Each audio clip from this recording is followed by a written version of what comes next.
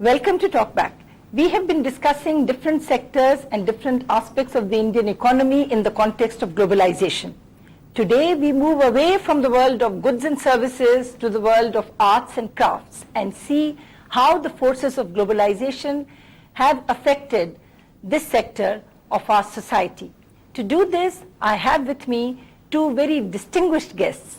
I have Dr. Jyotindra Jain, Director, Crafts Museum, and a well-known personality in the world of culture.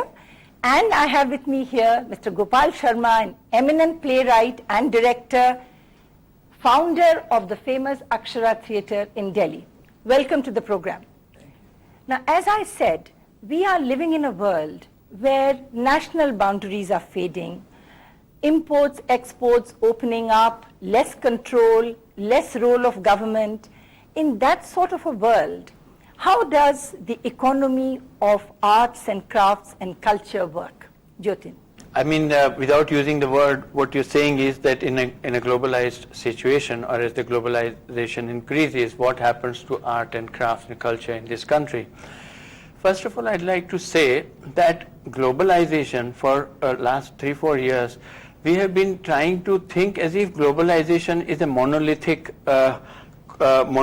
category, as if it's just one form of globalization and it has one kind of effect. I would say that we have now understood that globalization, that the way it affects, say, United States or Western Europe, might be completely different than what globalization would do to China or to India. And therefore, I feel that we should look at not at globalization as something that will do something good or bad. I think it will depend on what is the pace of that globalization, what it does to our country. We are not, for example, a nation state of one ethnic community like Germany or Japan might but be. My question, Jyotin, is that if you open up your borders, you have more tourists coming in, and you have more interaction of Indians and foreigners on our soil. Yes. What does that do to the crafts and arts of our country? Well, for example, say it affects the market. Globalization is it will institutionalize culture.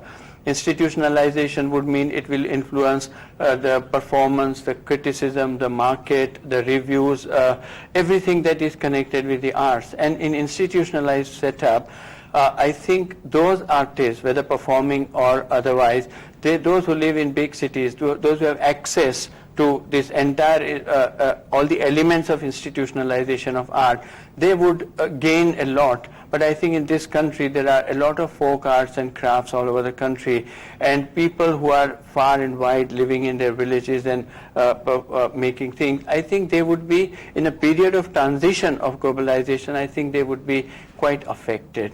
Will they lose their identity of what they see as their folk art, let us say? If you have, Gopalji? I don't think they are in danger of losing their identity as folk artists. I think what the problem really is that globalization, everyone is, at least in the arts, quite happy with it. I mean, people come, they want to buy something, they want to record something, an Indian entrepreneur wants to record something. Fine, I mean... But does that influence the thing that is recorded? It does not. It does not influence the thing. It gives a scope for the artist to express himself or herself in a number of ways. But that is not really the problem. The problem is the more the merrier. You have more avenues, more different kinds of people to cater to, fine. But you also have your own integrity, the integrity of the art. I do not mean it in a personal sense, but the integrity of what the art form you are practicing, on the one hand. On the second, you have the integrity of your audience, your viewership. Now, there are people who like the folk art, folk music laced with the synthesizer, bongo drums, what have you. Fine, I mean, if they'll pay for it, fine, I mean, what's the problem? I'll give it to them. But I do have a large clientele, a large audience, which likes its folk music or classical music in the traditional way it is always, it has evolved and is still evolving. And that is not threatened. That is according not to you. threatened by globalization. Let me make a point. There is no threat from globalization to that. On the contrary, the global influences want it to be as authentic as possible. It is the struggle that the artist has with the existing structure, the administrative structure which determines how he is to present it, whether he has the means to present it, whether he can reach out to his audience, whether he can inform the public that today I'm singing, today I'm playing, today I'm doing X, dancing. So that's whatever. the system. That which may is be. that is the problem. The problem is not globalization. Fine, let us have as much globalization as possible. But that's very interesting. From this, what follows, Jyotin, is the question: what can be or should be the role of government in making it possible? Because you really have now this spectrum where you have the authentic arts and crafts, then you have the poppest of them all. And what role does the government play? Should it play any role of facilitating? Should it encourage the non-government sector to come up? Yeah, I mean, we know that more or less the entire scene in terms of resources, both monetary and intellectual, I think the last 50 years, government has been conducting the whole scene.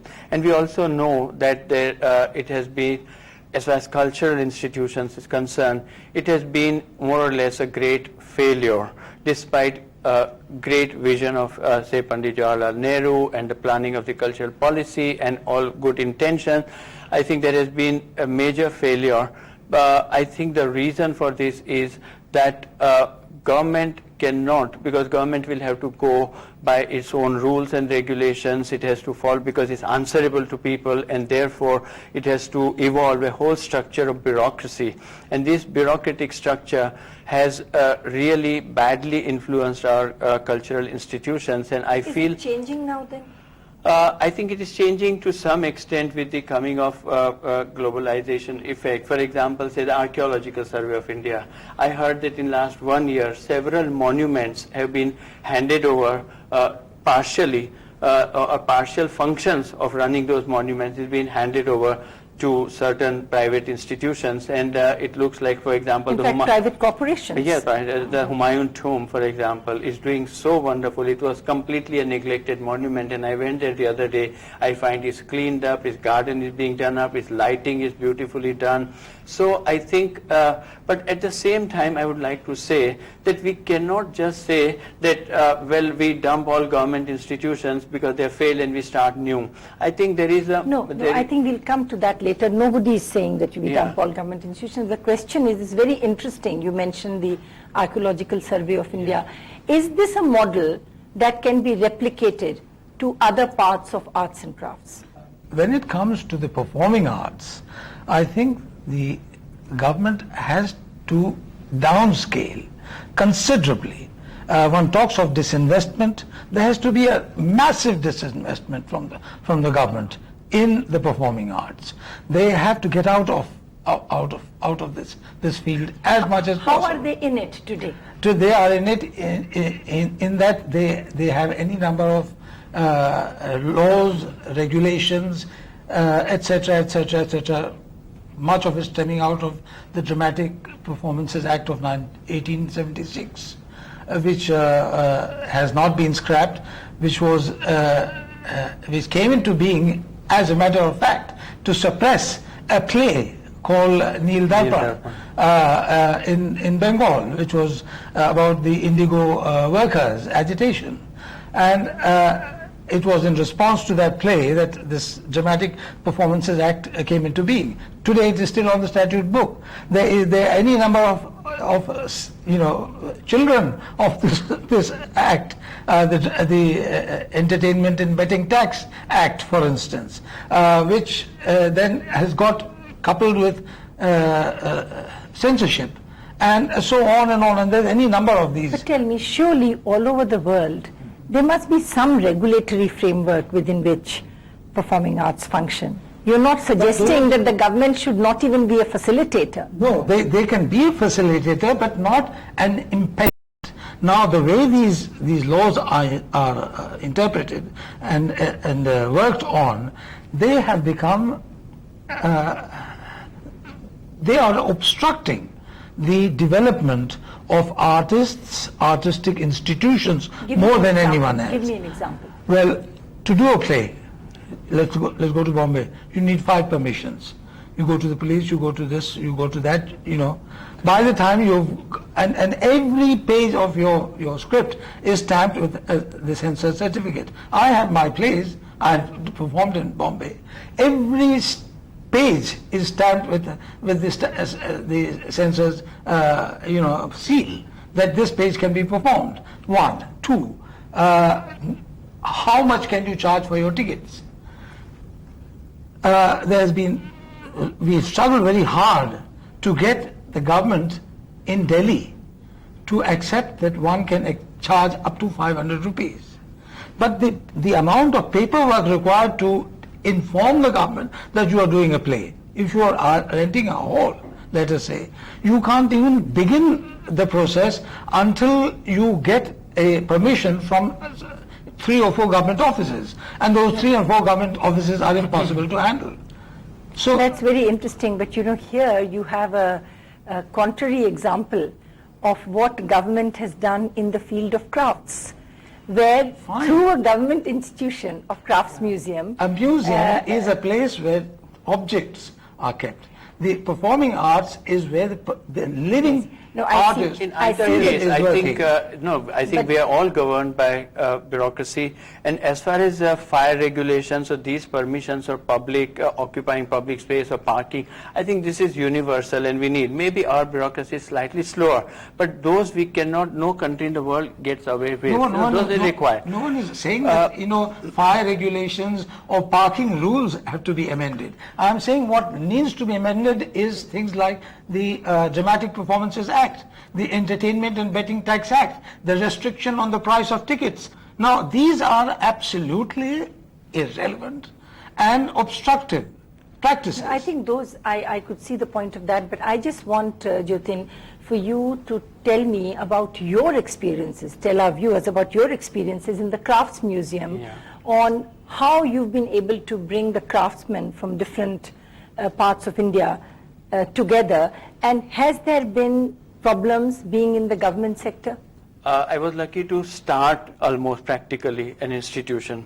Otherwise you inherit a defunct or a dying institution. That was a slightly different situation.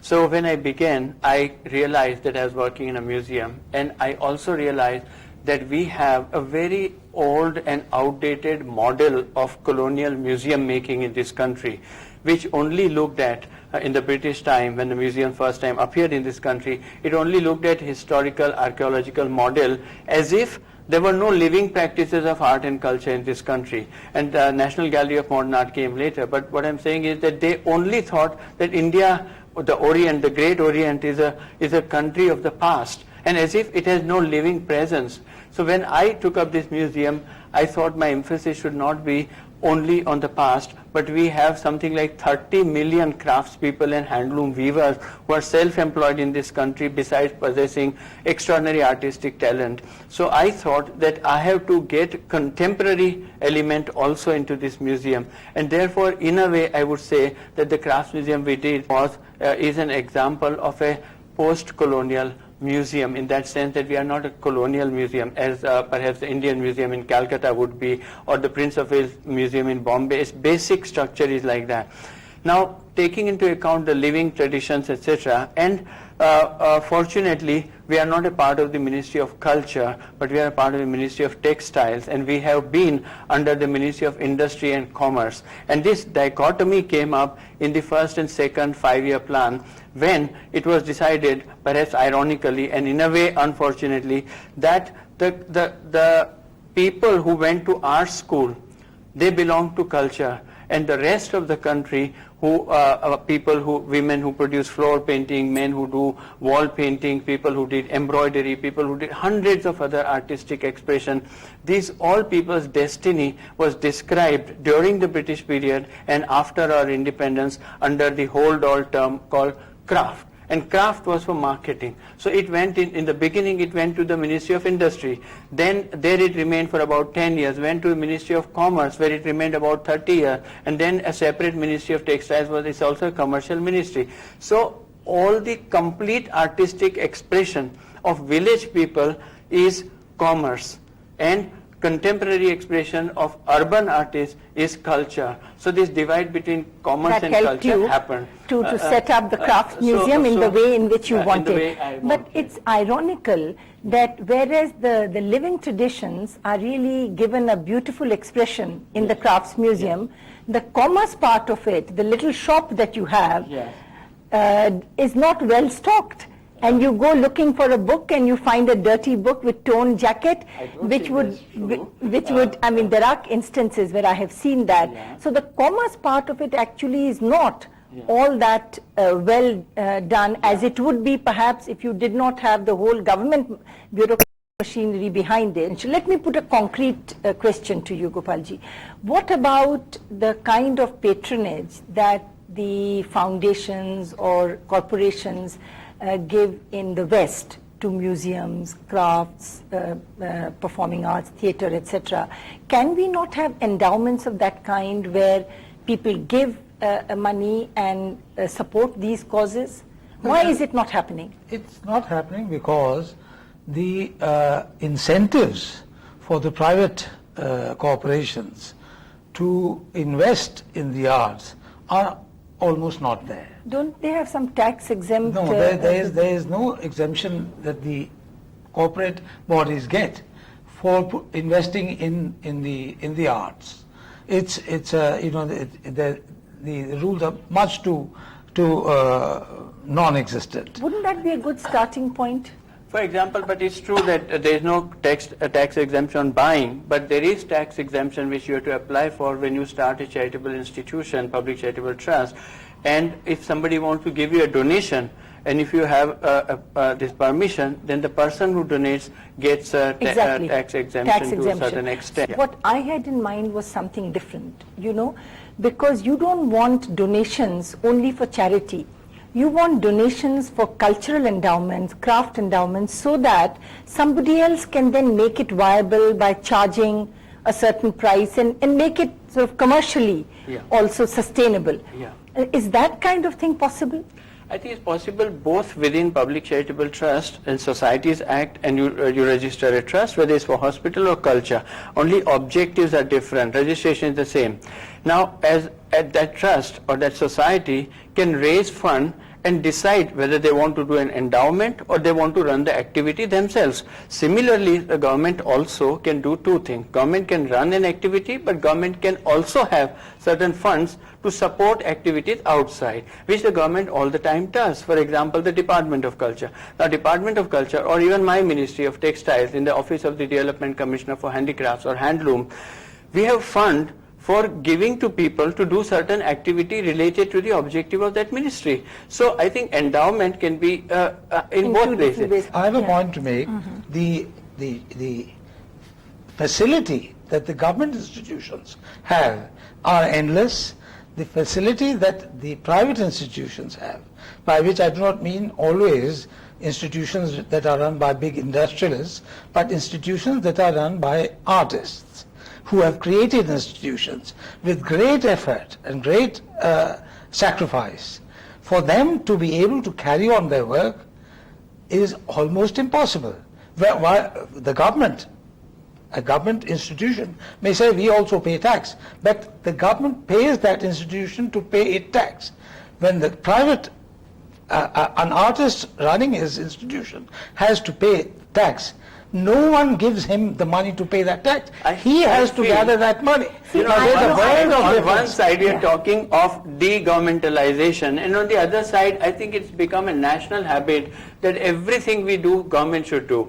Let's either decide that we want to forget the government. We de-governmentalize. don't want any money from the government. De-governmentalize. In Let that the government case- go on supporting its own people. And it's not also true that government is not supporting smaller institutions or bigger institutions. I think the sheer bulk in which it, why talk culture? Talk of health services. No, I mean, we are how talking much about is culture. it? No, what I'm saying is but that we Jyotindra, can't say that the that's- government should reach out every individual and every Yeah. small or big. No, but it's not possible. you've put your finger on it. I have a very fundamental question. Yeah. You know, when it comes to primary health, when it comes to basic education, there's no question that nobody else would do it. Only the government can do No, it. why? I would say, Similarly, no, why should government do it? No, Health well, services can be privatized, education can be no, privatized. because there's no Similar. money in it. There is no, No, money in no. it, therefore nobody would do it. There's no now money the in question, culture. That's what I'm asking you. What I'm asking you is that if I put the question in that manner to you, that just as primary health and basic education and governance are government's problems or ought to be, would you put culture and arts in the same category? I would. You know, I would because I would not. I would. That's what I want Yes, to I would certainly not, because all over the world, in the United States, the entertainment industry is the second biggest, next to the armaments industry, the second biggest money earner for that country. We have some of the best artists in anywhere in the world. We have an artistic tradition that predates almost any other country in the world. We have more artists, more singers, more musicians, more puppeteers, more theatre people than could anywhere. they function But without they the are government unable to support? they can function if they are not hobbled. I would not place artists in such a hallowed situation. I would place artists or medical doctors or scientists in the same category. The question is of originality, innovation, and talent. You know, I don't May I think say that one artist thing? is more The hallowed halo than a is appropriated by government institutions for itself. No, I don't the think. private In fact, artists have no halo. Let's talk about facts. Let's talk about facts. You know, private institutions are being, even small institutions are being regularly funded by the government. We have certain resources, and those resources are You are not running a private institution. I am. I know they are not being funded. Gopalji, let's say the question is not really government vis-a-vis private. The question really is, as the world is changing, as the government's resource constraints are binding, we have to find a way in which the arts and crafts can really be sustained on their own steam. Yes. So what I really would like from you is one summing up on what is the most important thing that could happen today which will change the way the arts and crafts are functioning today. I think there are two things, Yes. if I may stretch your generosity. Yes. One, that the government should enable the private corporate sponsors to help to the extent that they might like to help. Secondly, there can be a completely different approach, which is the artist goes directly to the public. The public, which is earning, salaries, earning profits, etc., etc., etc. They go to a restaurant, they spend money to eat. They can as well come to a theatre or a concert house or a music performance or a dance performance and spend some money watching it. They will do it. They will certainly do it. There are some restrictions which the government has imposed. I think you would quite want more gracefully, freedom. I would want more freedom. I would want the government to gracefully move out of. What would you do? The two things that you would do to make it I sustainable think that today? also there is a question of quality. There is a question of, it's not enough that I am an artist and therefore, I think within art there is something like quality, there is something Who is like... to decide? Public will decide, your client will decide, and since we are all very keen on market, the market will decide. But I think that if we talk of de-governmentalization, and I agree, and I begin with that maybe government should perhaps move out of culture. But then would we insist that government should make an endowment and things, and we are constantly going to depend on that endowment and then fight that so-and-so got and I did not get? This will continue because we cannot go into so-and-so deserved more or so, because everyone will say I deserved more. So I think if we want to de-governmentalize, I am all for it. First of all, the government doesn't have that much money. I think that's why I brought in health. Yes. That's the point. Also, that I have never begged the government for money, nor am I going to in future. I am saying just let me earn my money. That is all. Let me earn my money. What we have seen are two very different views on how to make the arts and crafts of India sustain themselves in this day and age of competition and competitiveness. We need to learn much more about the system before we make up our mind on what should be the role of government, what should be the role of the private sector. Thank you very much. And we will be back same time, same day next week. Until then, goodbye.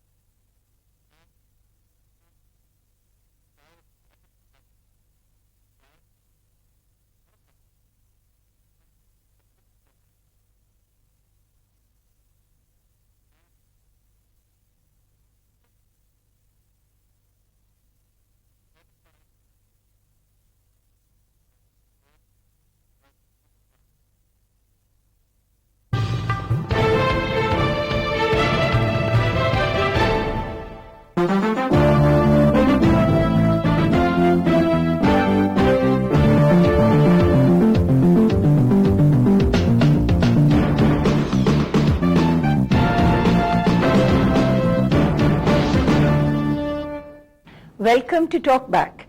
Basmati is once again in the news. On August 14, the US Patent Office struck down a number of claims by an American company called Rice Tech, which claimed to have developed, to have invented a seed called Basmati. What are its implications for India, since India is the natural home of Basmati? To discuss that, I have with me here Mr. Pravin Anand, an eminent lawyer and an authority on intellectual property rights. I also have with me Mr. R. Seshadri, a major exporter of Basmati from India and a member of the Basmati Development Fund. Welcome to the program.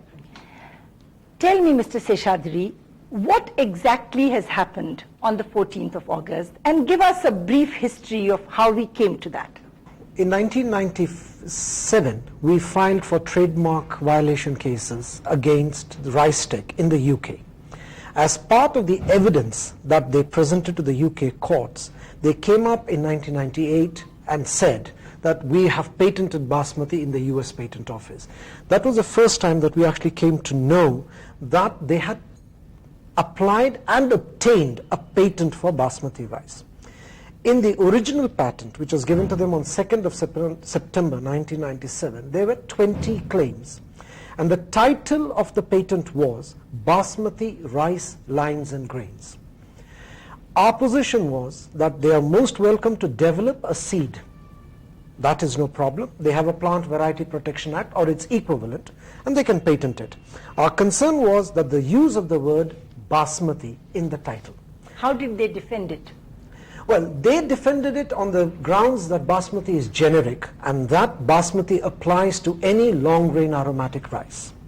On August 14th, what happened was, after a lot of re-examination and everything else, the US Patent Office confirmed that they would allow them to have 5 claims continuing and struck off the word Basmati from the title, but in the abstract allowed them to use the term that their seed varieties were superior to or as good as Basmati. What does that mean? Well, in reality, we don't understand. Isn't there a contradiction? There is a very big contradiction, because if Basmati is a generic term, then how can you have anything superior to or equal to the generic? I mean, it's very difficult to make a value judgment and a differential value judgment on it.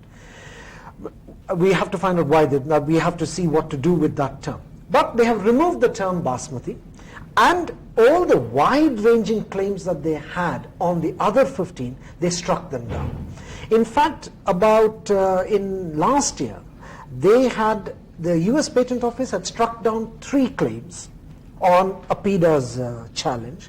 Suo motu, they struck down 1 more, and they raised the whole patentability of this with rice stick. The US Patent Office did it on its own. Sometime in, I think, April of this year or May of this year, they had written a letter to rice stick asking them to justify the whole thing once again. Rice stick wrote a letter back to them surrendering 11 further claims. So this 15 is a combination of the 3 which we challenged, the 1 which was struck down at that time, and the 11 they surrendered now, coming to a total of 15 claims out of the 20. So now what is left is 5 claims on the patent document. Mr. Anand, when we use the term Basmati, literally it means aromatic, right? And what they are claiming is that Basmati means aromatic rice. Now, how do we establish that we are the natural home of Basmati? How do we do it in law? Well, first, I don't think Basmati means aromatic. Basmati is a geographical indication. But it means bas, na? Which means aroma, no? That may be the primary meaning of the word Basmati. Exactly, that's what I'm But over a period of time, it has acquired a secondary meaning, and the primary meaning has been lost. Correct. And the secondary meaning is rice which originates from a certain geographical region. So it has become a geographical indication. And therefore the entire strategy has to be to try and ensure that no country can say that this geographical indication has become generic. Today, now, you have to define for our viewers, what does one mean by generic? Generic. Genericide is to words what homicide is to human beings. You kill a human being, that's homicide. You kill a trademark and it becomes generic. What that really means is, to give you an example, if the answer to the question, what is this thing? If I ask that question, the answer to that is generic. Where is this thing from? the answer to that is either a geographical indication or a trademark. So for example, if I say bread, bread for bread is generic. But if I take a brand of bread, then that is, or in the context of cheese, cheese for cheese is generic, but Gouda for cheese is a geographical indication. Therefore, in my view, the strategy and the most worrisome thing actually was that the Federal Trade Commission had in May this year said that Basmati is generic and therefore can be used for any aromatic long-grained rice. Now that's a very worrisome thing, because that would mean in due course of time that other countries would take the same position and say Basmati is generic, and you could theoretically have thousands of producers of rice call their rice Basmati, although that rice does not originate from India or Pakistan. That's very worrisome, because that would erode the competitive advantage of Indian rice producers and exporters.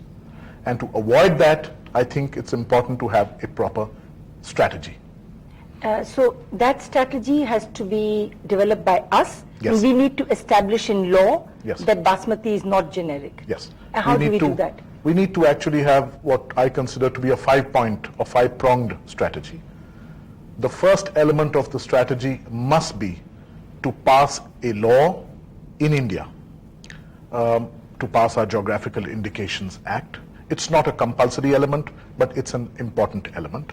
We Where already are have, we? it's more or less, it's passed both the houses of parliament, the rules have been framed, in due course of time, in a few months from now, it'll be notified. Also, we need a law, either a law on the lines of the Scotch Whisky Act in England, which defines under what circumstances whisky which is distilled and bottled in Scotland can be called Scotch.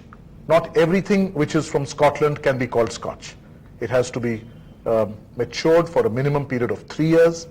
It has to be manufactured in accordance with a certain guideline indicated in the Scotch Whisky Act, which is an act of parliament.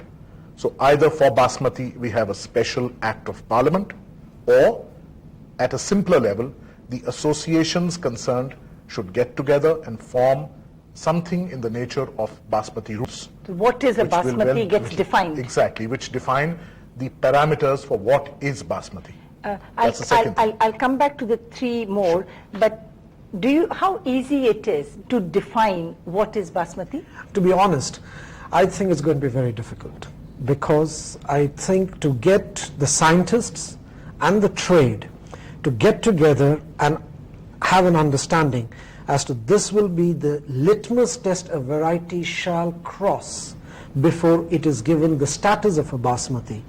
We need to first agree to that. Okay. Number one. Number two, the rules which have been framed by government as of today, I believe are unworkable, because the administrative requirements of getting the names of 80,000 farmers into a database and all are very difficult. The rules which have been framed for the Geographical Indication Act definitely needs a review, and it needs to be made more practical and more eligibility oriented, rather than having it as somebody comes and registers. So Mr. Anand, before we get to your third part of the strategy, here we get a reaction that the rules, before this act is notified, the rules are still not ones that are considered workable by the industry. What do we do? Well, I must say that it's very important to remember that in a geographical indication, throughout the world, experience has shown that reliance on the statute itself is only one part of it. Their negotiations play an extremely important part. To give an example, Australia had treated champagne, chablis, sherry, port as generic words. But in 1994, January 1994, an agreement was entered into by the European Community with Australia, and there was a 6-year phase-out period, by which it was a 100-page agreement, by which there was a trade-off. And the trade-off terms were, for example, at a very simple level, that in 6 years there would be certain names would be treated as geographical indications and respected by Australia. In return, Australia was given access to the European Community market for their wines. It's called the wine agreement. And also earlier, the testing of Australian wine was on an 8-tier test that was reduced to a 3-tier test. For example, acidity and so on and so forth. Some of those were done away with, so it's easier now for the Australians to export their But wine. you're not saying that what is basmati would depend on the negotiating strength of the producers of certain kinds of rice vis-a-vis others. Oh yes, negotiations play such an important role. But as a consumer of basmati, and where there is such heritage in our country, to believe that what will be called basmati would depend on somebody's clout vis-a-vis somebody else is not something I would that say stands that to. it's important to have a statute. If it cannot be done by negotiations in India, if we cannot get our house in order, then we have to have a statute which lays down the conditions, and all Indian rice producers and exporters would have to necessarily adhere to those conditions. Let's come to the third part of your strategy for protecting basmati. The third element should be to try and make sure that whoever internationally, irrespective of the country, is using basmati in relation to a rice which is not basmati, a legal action should be taken irrespective of the chances of success. But by whom? By the Indian owners. There has to be identified an association in India who owns rights to the basmati name.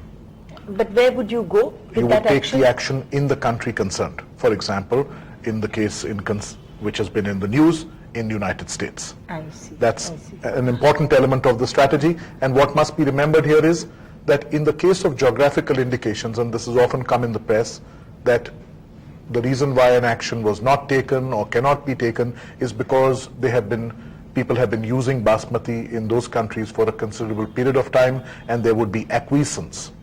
Now, in the case of geographical indications, if you've read the sherry and the champagne cases of England, actions were taken after 99 years.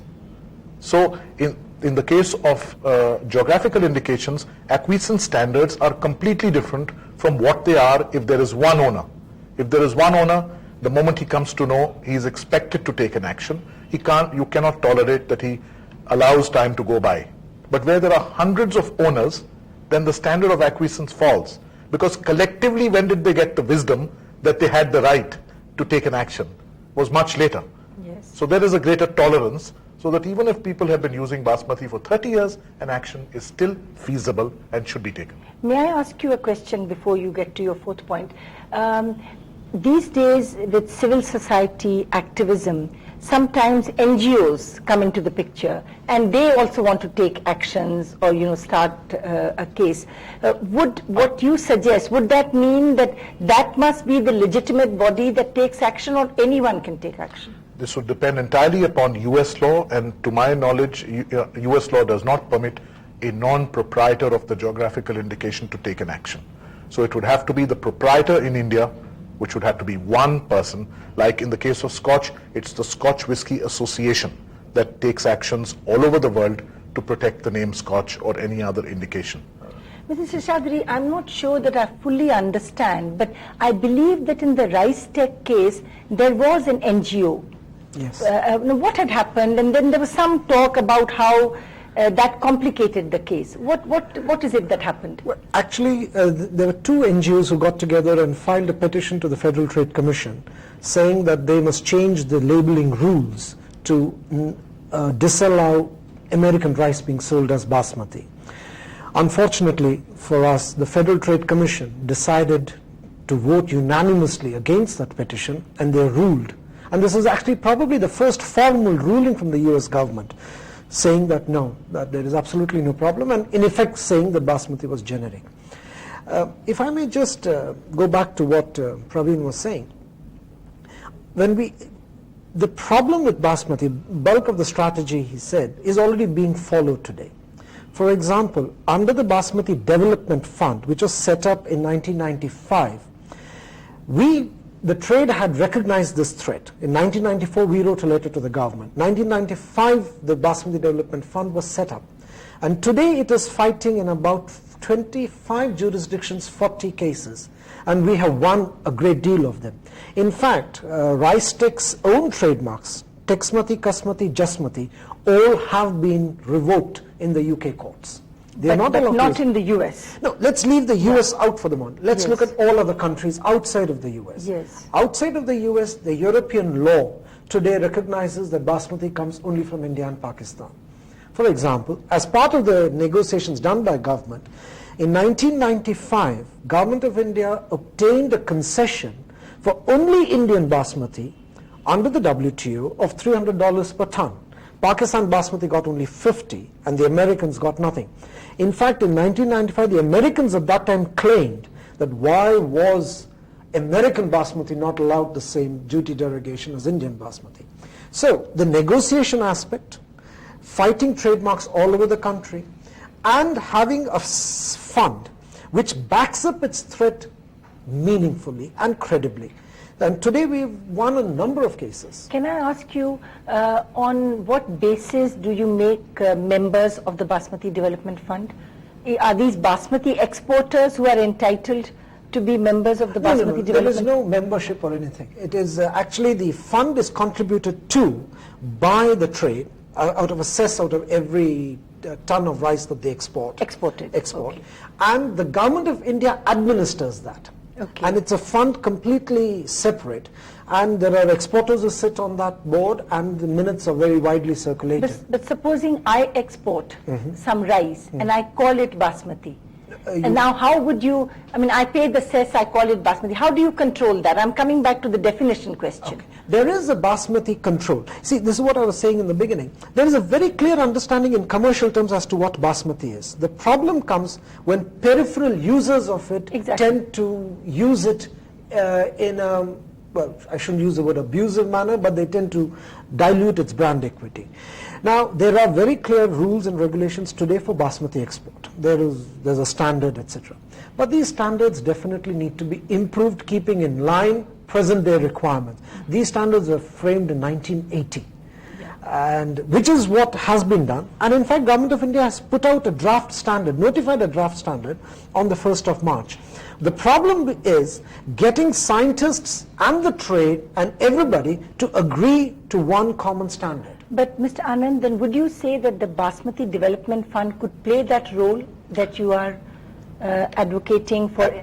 Absolutely. In fact, one reaction which I have, actions have been taken, but the nature of the actions has to be seen. There are two types of actions. A challenge can be done at the registry level, at the level of the trademarks registry, where somebody is seeking to register a geographical indication wrongly, or an action can be taken in a court of law where you actually seek an injunction restraining somebody from using that term either upon his product or in advertising relating to that product or in any other manner. Yes. Now, it's the latter kind of action which I don't see was taken. What I've been saying is that it's important to actually go out and take the real head-on action of trying to stop the misuse of basmati rather than objecting before the trademark registries in several countries and try and get them to stop the registration process. I see. So what if it's registered? But that's one aspect. The more important thing is that you must stop them from using basmati. Yes. And the fourth element of your strategy? Fourth element is to try and seek a review of the Federal Trade Commission's order by filing evidence before them. Whatever form of review, appeal, or revision is permissible under US law must be examined. That it's not generic. That it is not generic. And American law knows, they have ample provisions under the law for there to be a review, revision or appeal. And that must be done. Is that process going on? We started these cases slowly and surely. We've gathered a lot of confidence. I think the next phase is exactly what Pravin is saying, that we would now go on the offensive. Also, we now have money in that kitty. We now have something like 16 to 20 crores of money. And we've got the message across to everybody in the world that there will be no free lunches in basmati encroachment. Every encroachment is met with legally. Whether we win or lose, it doesn't matter.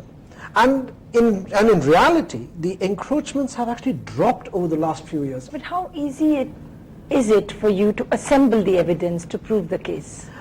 It has been very difficult for us. In fact, that is the only problem in Basmati. Everybody knows what Basmati is. What we need is to make sure there is a cogent, cohesive documentation. In fact, that is what took the largest amount of time in the patent case. The patent came in 98. In 2000 is when we actually filed the objection. Basmati grows only once a year. There were a lot of knowledge around with the scientists and the trade, but it was not documented, or the document was obscure. We had to actually pull those documents out. And in many cases, trial farms were done for 2 seasons, because Basmati grows only once a year. So in fact, values were ascertained after growing seeds for 2 years and then giving it to the patent office. I believe there is reference to Basmati in Heer Ranjha. That is right, yes. He actually said that the wedding night would have Basmati for all the guests. So there you are. You have to pull out this evidence. Varish Shah to the rescue of Basmati exporters of India. Absolutely. And the fifth element of your strategy? The fifth element is to go and get registrations of Basmati as a geographical indication in the United States and certain other countries. And you need to also additionally, but it's not compulsory, but optionally it provides you with a statutory defense. But for that, it's important that there should be one owner of Basmati. And for that, you have to make sure that you answer the question, who is the owner in India? There needs to be some kind of a corporation, say a Basmati corporation, which owns all rights and has as its members various Basmati rice producers who've registered and whose interests are at stake. And that body needs to then get registrations in the key countries where we export rice to. How expensive would that be? Oh, if small corporations can afford it, Basmati has a lot of money. I can tell you that you don't need even 1/10 of that kind of money to get all these protections. In Basmati industry, the value of the exports is about 2,500 to 3,000 crores, with the potential to become 5,000 crores in under 3 years. We have grown from 35,000 tons European export to 1,70,000 tons in under 5 years. This is a huge potential. And to export 6,000 crores of Basmati in 5 years from now is not a problem. Money is not a problem. The problem is to get everybody within India around the table and agree to a common strategy. So this is one case where government is not the problem. It's various factions within the industry, and then getting the scientists to agree, getting the lawyers to set up the statute. I think it's one case where I don't hear any complaints on what the government could do to. I think I'm as much a critic of government as anybody else is, but it's very difficult to criticize the government in the case of Basmati. All the governments and this thing has gone on from 94 to 2001, and it's a tribute to the common objective. All government, we had various colors of government in this period. There's been absolutely no confusion in this thing. And in fact, the very fact that we actually have a $300 duty derogation in the EU is testimony to that. It's been a very consistent approach. I must ask you this question. You laid out this 5-point strategy. Which of these is the toughest to do if we look ahead? I think the most difficult is to, like you said, sir, is to get the various interest groups together and to come out with a proper specification of what is Basmati. And that definition is very important. But I think to an extent RiceTech has provided the lead, because in their patent application they have laid out the physical and chemical characteristics of what constitutes Basmati. So on those similar lines, you need to develop a common denominator definition which is common to all forms of Basmati, and then get your associations together in an apex body, like you have chambers of commerce which have various other chambers as a part. The associations can be a part of a larger body. That body can then petition the government to then say that this is the specification we've all agreed upon, please pass this into a law. Either it could be done that level, or it could be done by the rules of that association. And then that body should now have ownership of Basmati throughout the world. And all the cases can then be assigned to that. Alternatively, the present Basmati fund, which was spoken about by you, that could take ownership, this as an additional function on its own shoulders. Last comment. Well, I think we have a very good opportunity for Basmati, and if we play our cards right, and we have played it well so far, we just need to walk the additional mile I think to make Basmati exports a 6,000 crore industry out of India is not a problem at all, because the rate of growth is so good. And more importantly, God has given India this gift. Let's not fritter it away. He hasn't given it to the world. Well, thank you. Basically, what you are saying is an enemy can unite us like nobody else. Absolutely. So let us seize this challenge and prove our heritage and export Basmati. Thank you very much. That will be all for this evening. Good night.